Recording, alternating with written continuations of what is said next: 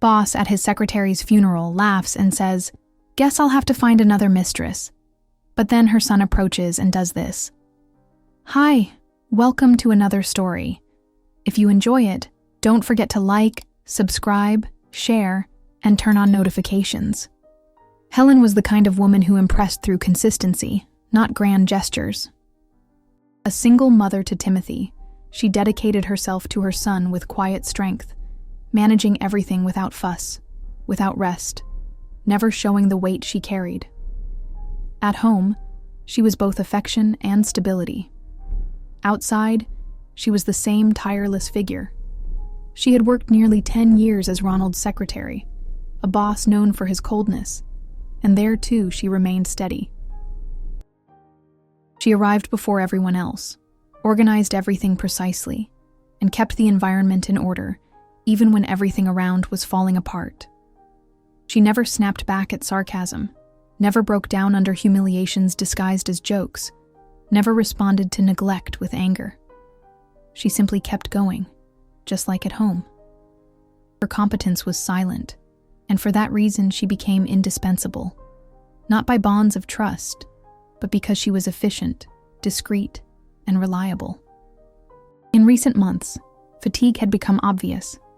Slower steps, a dulled gaze, heavy breathing at the end of the day. Still, Helen went on as always, without complaint, without asking for help. It was only when she fainted in the kitchen, right in front of her son, that she decided to see a doctor. After tests, the diagnosis came: a silent illness, one that advances quietly. She was hospitalized with a promise of treatment and stability, but her condition worsened quickly. Even in the hospital, she kept a calm tone during calls with Timothy, telling him she would be home soon, that everything was under control. But it wasn't. One cold morning, without warning, the end came. Helen passed away overnight, and the news reached the company late in the afternoon. The shock swept through the halls, but as always, silence spoke louder. Her absence weighed heavily on the routine. But nowhere was the impact greater than in Timothy's life. The wake took place in a simple hall. The atmosphere was tense silence, the kind that isn't broken even by footsteps. Family, neighbors, and some co-workers were present, some in closed groups, others sitting, heads down, staring into space. In the center, Helen's coffin remained closed, covered by a cloth and a discreet wreath quietly sent by the company. Timothy sat in a corner, still, eyes fixed on nothing. His face serious, jaw clenched, hands folded one over the other. He wasn't crying. Not out of coldness, but because there was no room for it yet. It was as if the grief was suspended, contained, waiting for an opening to express itself. Ronald arrived with the same posture he had when entering the office. Upright, brisk, direct. He wore a dark, well-tailored suit and had a neutral expression, like he was about to join a meeting. He walked to the coffin, stopped for 3 seconds, nodded slightly as if confirming something bureaucratically, then turned to a colleague who was with him. "It's always like this, huh?" Ronald said, adjusting his shirt cuff under his jacket. "When you least expect it, life decides to cut someone from the team." The colleague, David, a sales manager at the company, answered quietly. "She was good. Never caused trouble." "Good, yeah," Ronald said. Discreet, punctual, efficient. Never asked for a raise, never showed up late. She was the right fit for the job. Didn't need praise, just delivered. They walked together to a small side table where coffee and some cookies were served. As Ronald helped himself, he glanced around and then said with a half smirk, "Now I'm going to have to reorganize everything. Schedule, contracts, records, a mess." David just nodded, not responding. It was clear he didn't want to continue the conversation, but Ronald seemed unaware of how inappropriate the moment was. He grabbed a cup, poured coffee, and glancing briefly at the coffin, dropped a phrase that shattered the silence more forcefully than any scream could. "I'll have to get another mistress," Ronald said, laughing shortly afterward. The laugh didn't echo. No one joined in. It was cut off by a sudden heavy silence. David's eyes widened and he shook his head slightly as if trying to deny what he'd just heard. But it was too late. The phrase had been spoken. Quietly, yes, but loud enough. Timothy was nearby. He had quietly stood up and was just a few steps away from them. He stopped. Stood still, eyes fixed on Ronald. No words left his mouth. No sound. Just his presence, silent, heavy, which made David take a step back. Ronald, distracted by his own sarcasm, didn't notice. Timothy watched for a few seconds. Ronald's face, the relaxed posture, coffee in hand, the joke still fresh. He looked as if trying to understand what kind of human being would do such a thing. Then he turned and walked away slowly, silently, without announcement, without confrontation. No one stopped him. No one said anything. But at that moment, something inside him changed forever.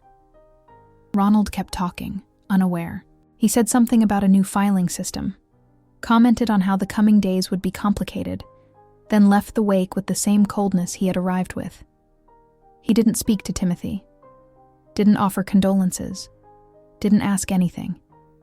In the following days, the company's routine continued with the same impersonal pace. The hole left by Helen's absence began to show in missed appointments, lost documents, small accumulated delays. No one formally took over her duties, and everything that depended on her steadiness now stalled. That's when Timothy appeared at the reception. He wore sober clothes, carried a folder with documents and a simple resume. He didn't use his mother's last name or mention any relation to her. When asked, he simply said he was interested in the recently opened administrative assistant position. "Do you have experience?" the receptionist asked, flipping through his resume. "Yes, I do," Timothy said. "I've worked with file organization, report support, internal service, things like that." "Can you wait a moment?" she said. "The person in charge of hiring is finishing a meeting." Timothy nodded. He sat calmly, discreetly observing the surroundings. It was his first time there since his mother's death. And yet, everything felt familiar.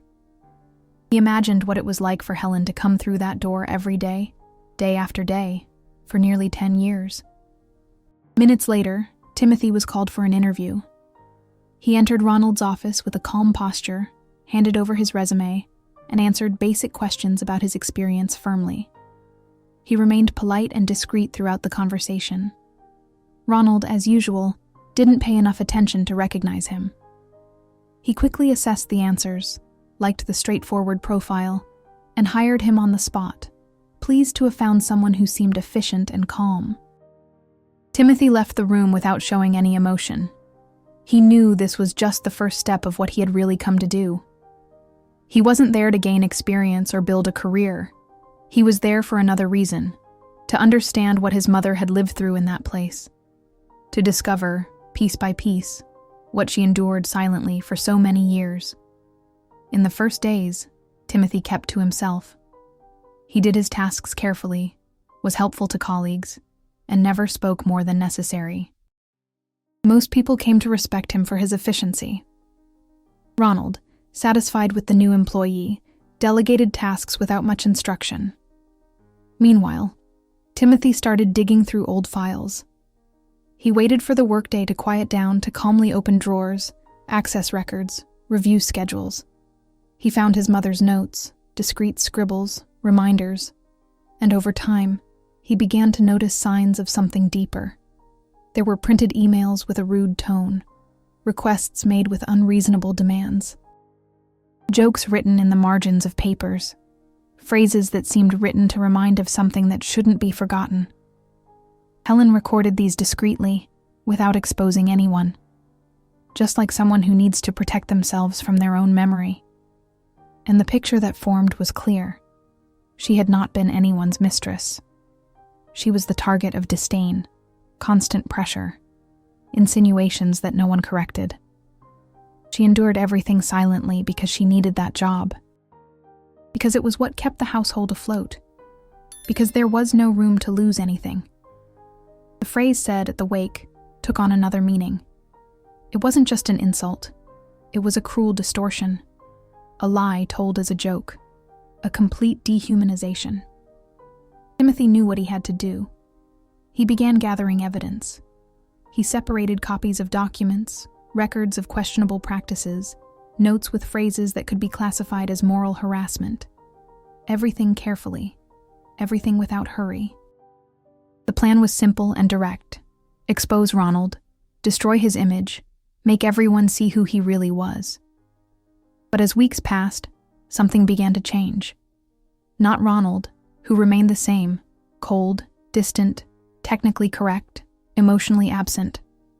The change was in Timothy. Because the closer he got to the end, the more he thought about his mother. He remembered her advice, the calm way she faced everything, the dignity with which she dealt with pain. And then the doubt began to rise. What was he becoming? Who was he now? He started having trouble sleeping. He felt anger, but also heaviness. Not for the revenge target, but for himself. He was becoming the kind of person she would have tried to hold back. It was as if his mother's voice was still present, trying to hold him back before the abyss. And it was in that state of doubt, between the impulse for revenge and the memory of the dignity with which Helen faced everything, that Barbara appeared. She didn't come calling attention, nor did she try to impose herself in any way. She was discreet, almost invisible, like Helen herself had been in that environment. She appeared one late afternoon while Timothy was organizing reports in the service department. She walked slowly to his desk, handed him some document, but stayed a little longer than necessary. She looked at him with silent attention. Timothy noticed that subtle gesture, but didn't react immediately. He was tired and had too much on his mind to handle new interactions. Barbara stayed there a moment, then mentioned that she had worked many years with Helen.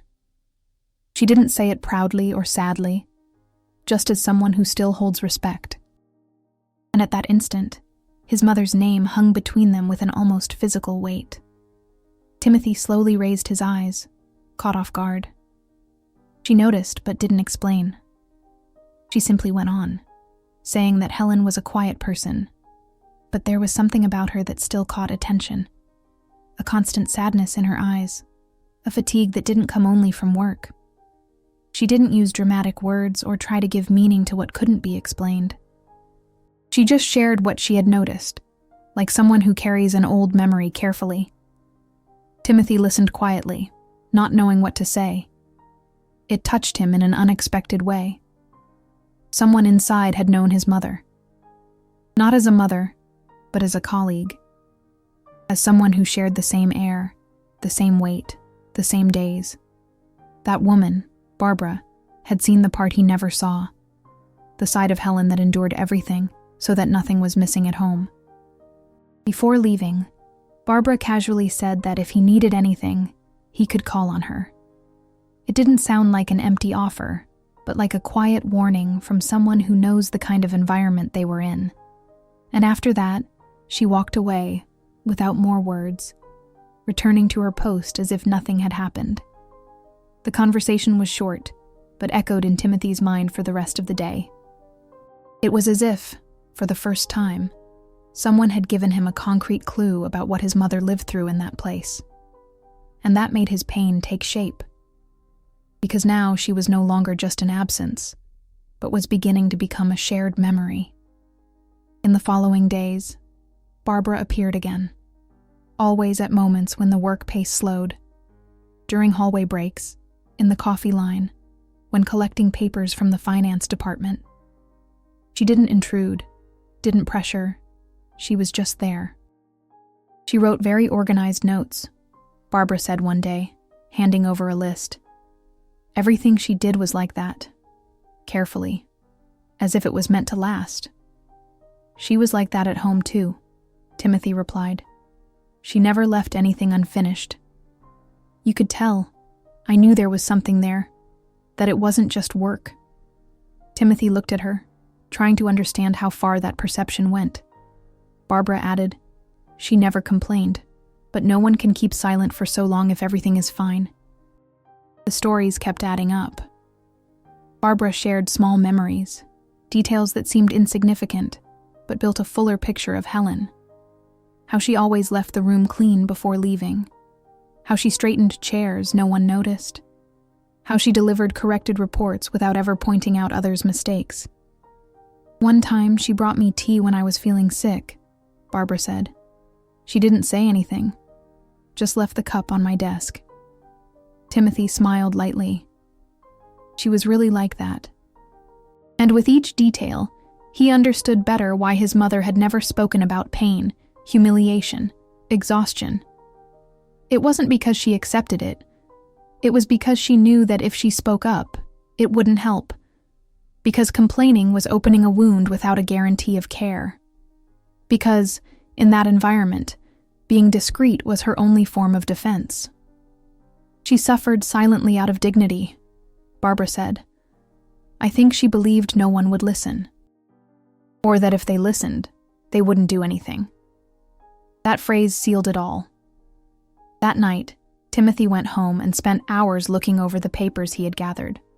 The proof of disrespect, poorly signed records, jokes written on Post-its, Ronald's cold emails. He realized the loud revenge he had planned didn't honor his mother's memory.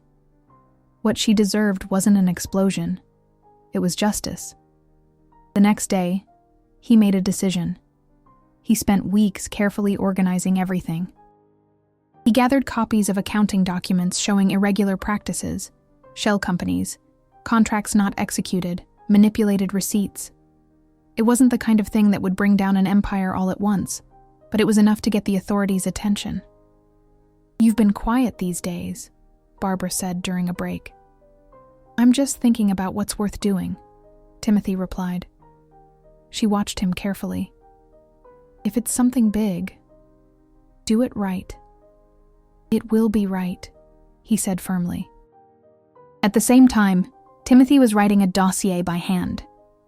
He detailed the toxic environment at the company, sexist jokes, whispered comments, indifference toward employees. He included everything he witnessed and everything he could prove with documents. He avoided exaggeration, but softened nothing. When everything was ready, he sent the documents anonymously. One envelope went to the tax authority. Another to 2 former clients who had left the company years before, dissatisfied with Ronald's conduct. He put no name on them, left no trace. The first responses came quietly. A formal request for an audit, then a summons for Ronald to give testimony. When he received the official notice, his expression was disbelief. "This is absurd," Ronald said, slamming the folder on the table. But no one listened to him with the same authority as before. Something had changed in the air. In the following weeks, auditors entered the company. Documents were taken, meetings canceled, clients started calling. Some wanted explanations, others just to confirm what they suspected. "Did you see that?" an employee said to Barbara. "They're reopening a contract with that old client, the one who left angry." "I saw, yes," Barbara replied, unsurprised. Ronald was temporarily removed. The board justified it as protocol, but everyone knew it was the beginning of the end. Information started leaking. Former employees who had left quietly began speaking out. They told stories of disrespect, situations similar to what Helen had endured. The puzzle gained pieces. What once seemed exaggeration was now confirmed as pattern. Timothy watched it all from afar. He didn't comment. He just observed. One day, he overheard 2 people in the cafeteria. "They say his assets are going to be frozen," one voice said. "It's already started. The company's account was frozen." But who did it? No one knows. It came as an anonymous complaint. Ronald lost his office, lost contracts, lost the respect that sustained him more than any position. and finally lost control. What he always thought he commanded, his image, was now shattered before his eyes. He began living in a small rented apartment. Few pieces of furniture, colorless walls, no pictures. The silence there was absolute. He tried to fill his days with tasks, but nothing made sense. Now, he had plenty of time, but no good memories to revisit. Timothy, meanwhile, decided to leave the company. He resigned without explanations. He didn't wait for them to discover who he was, nor for the dots to be connected. He simply left quietly. "You're really leaving?" Barbara asked one late afternoon. "I've done what I needed to do," Timothy said. She didn't insist. She just nodded. "And now?" Barbara asked. "Now I want to build something that has a different kind of value." Shortly after, with her help, Timothy started his own project, a small administrative support service for freelancers and small businesses. It was modest but organized. He named the project after a phrase his mother always said, "After the longest nights comes some light." Barbara also left the old company. She preferred something simpler, with a more human pace. She stayed by Timothy's side. No rush, no promises, but with presence. The two gradually came to understand each other naturally. Between short coffees, shared spreadsheets, and lighter days. "Do you think she would approve of this?" Timothy asked one day. "I think so," Barbara said. She never wanted revenge. She just wanted respect. And that's what he learned. That you don't need noise to change realities. You just need to act with strength, conviction, and honesty. In the end, Ronald's joking phrase, said in front of a coffin, cost him everything. It wasn't the humor that destroyed him. It was the complete absence of humanity behind that laugh. Because some mistakes don't demand immediate punishment. They just need enough time for consequences to grow on their own. And sometimes, the real punishment is simply having to live with them. If you enjoyed this story, don't forget to subscribe to the channel, leave a comment, give it a like, and activate the notification bell so you don't miss any of our upcoming videos. See you in the next story.